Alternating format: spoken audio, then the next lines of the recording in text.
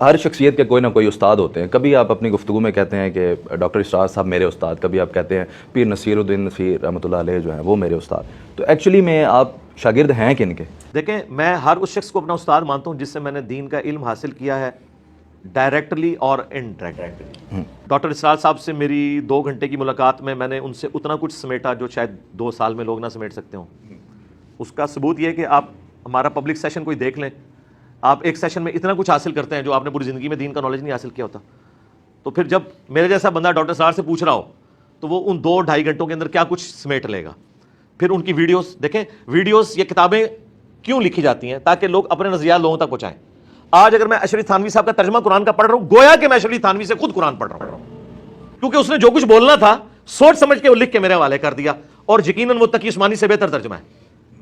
ٹھیک ہے, احمد بریلوی صاحب نے جو ترجمہ کیا یقیناً ڈاکٹر طارق قادری سے وہ بہتر ترجمہ ہے, کیونکہ ڈاکٹر طارق قادری صاحب کبھی نہیں کہیں گے کہ میرا ترجمہ احمد بریلوی سے بہتر ہے. تو ہم تو ڈائریکٹ بزرگوں سے ہی سب کچھ سیکھ رہے ہیں, انہی کے ترجمے کوٹ کر رہے ہیں. تو الحمدللہ ہم نے کبھی بھی اپنے حوالے سے کوئی دعویٰ پیش نہیں کیا, ہم ہمیشہ ان کو لے کے چل رہے ہوتے ہیں. اور قرآن و سنت کی وہ تعلیمات جس کے اوپر لوگ ایگریڈ ہیں اپنے اپنے بزرگوں کے اوپر, انہی کی تعلیمات کا ریفرنس ہم ان کو دے رہے ہوتے ہیں. تو ہم نے خود تو کوئی بھی چیز لانچ نہیں کی ہے. تو ڈاکٹر طارق قادری صاحب سے بھی ہم نے سیکھا, الیاس قادری صاحب سے بھی سیکھا, اور مولانا اسحاق صاحب سے بھی سیکھا, شیخ زبیر علی زئی صاحب سے بھی. تو جتنے بڑے لوگ جن سے بھی علم حاصل کیا ہم ان کا ریگارڈ کرتے ہیں, آج بھی سیکھتے ہیں. باقی وہ اگر آپ کہیں کہ وہ آمنے سامنے بیٹھ کے, تو آمنے سامنے بیٹھ کے تو اس طرح کی تعلیم تو میں نے انجینئرنگ کی حاصل کی ہے. اس طرح کی تعلیم اگر کہیں پہ ہے کہ جس میں قرآن, بخاری, مسلم پڑھائی جاتی ہو اور اسی سے حوالے دیے جاتے ہوں, اس پلانٹ ارتھ پہ کوئی مدرسہ اگر ایگزسٹ کرتا ہے اور اس کا کوئی ریپرزینٹیٹو ایگزسٹ کرتا ہے تو مجھے آپ بتا دیں, میں تو تلاش میں ہوں. کیونکہ ہم سے اکثر لوگ پوچھتے ہیں تو ہم انہیں کہتے ہیں پھر ہمارے علم میں تو کوئی نہیں ہے. آپ کو بندہ لائیں گے تو ہم بتا دیں گے یہ تو فرقے کی تعلیم دے رہا ہے. تو اینڈ پہ آپ کو یہی پلیٹ فارم نظر آئے گا جو ایک ایک چیز ریفرنس سے پیش کرتا ہے.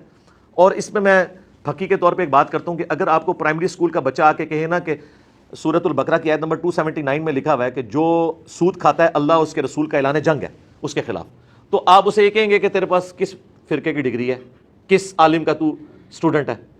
آپ قرآن کھولیں گے سورۃ البقرہ کی 279 نکل آئی تو آپ کہیں گے بس تو جو بھی ہے تو نے میرے رب کی بات مجھے بتائی ہے, میں ایگری کرتا ہوں. یہ الجھاتے ہیں اس طرح کے معاملہ. اور ڈگری کی اوقات یہ ہے کہ بریلویوں کے جو علماء ہیں دیوبندیوں کے نزدیک مشرک ہیں, دیوبندیوں کے علماء بریلویوں کے نزدیک گستاخ رسول ہیں. عزت تو چھوڑ دیں, وہ اسلام ان کا نکالے بیٹھے ہوئے ہیں, تو ڈگری کی تو اوقات ہی کوئی نہ ہوئی. ہاں دنیا میں کوئی ایسی ڈگری لائیں جسے سارے مانتے ہوں, انشاءاللہ میں بھی پیپر دے کے ڈگری لے لوں گا, اور ٹائم قیامت تک ہے. پھکی تو بہت آپ نے دی ہے.